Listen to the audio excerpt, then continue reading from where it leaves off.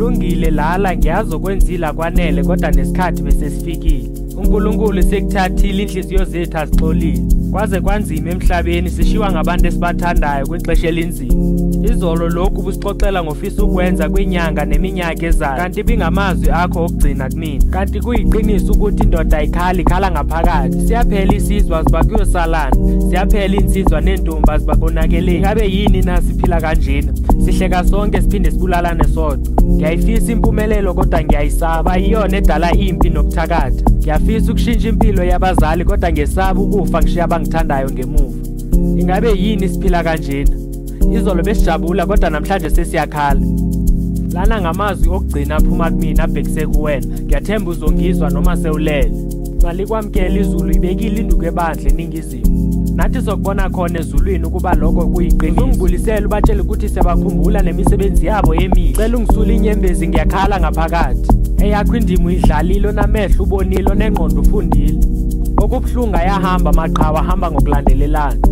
Izithombe zakho zibonisa konke okuhle wakwenza kanti emdenini ziletha ubhlungu nenyembezi. Lenkondlo nami ngiyibhale njengomlandeli ngizwile ukuthi awusekho emhlabeni ngathatha iphepha ngaqala ekuqaleni. Imisebenzi yakhe ibifana nephilisi sonke ibisiphilisi kodwa manje yasililisa.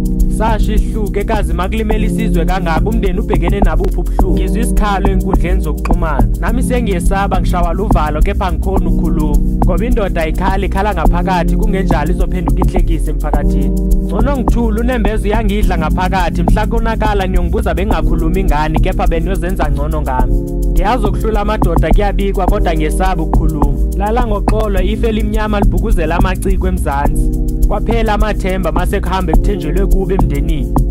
Ingabe kungani siphila kanti injabulo yesikhashana emhlabeni? Abanye babona kungcono uvalelwa ejele kunovalelwa ngaphansi emhlabeni. Kepha nathi lena impilo esiphilayo asikhethile.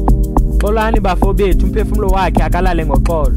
Kodwa engikwaziyo le ndaba inkulu kakhulu ukuthi ngayophelele emathuneni. Kodwa xolani emphefumulweni.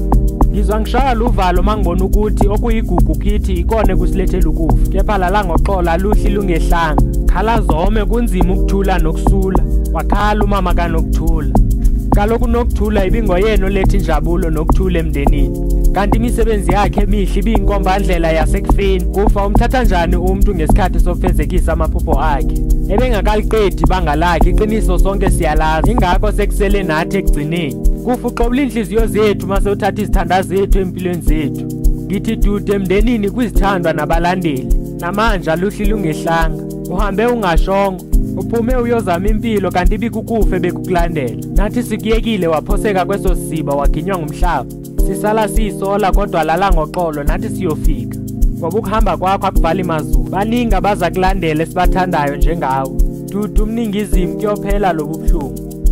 Lala ngokuthula kulo mathuna ukuze inhliziyo zethu zikuthola ukuthula. Thulani ningakhali siyobonana ekseni.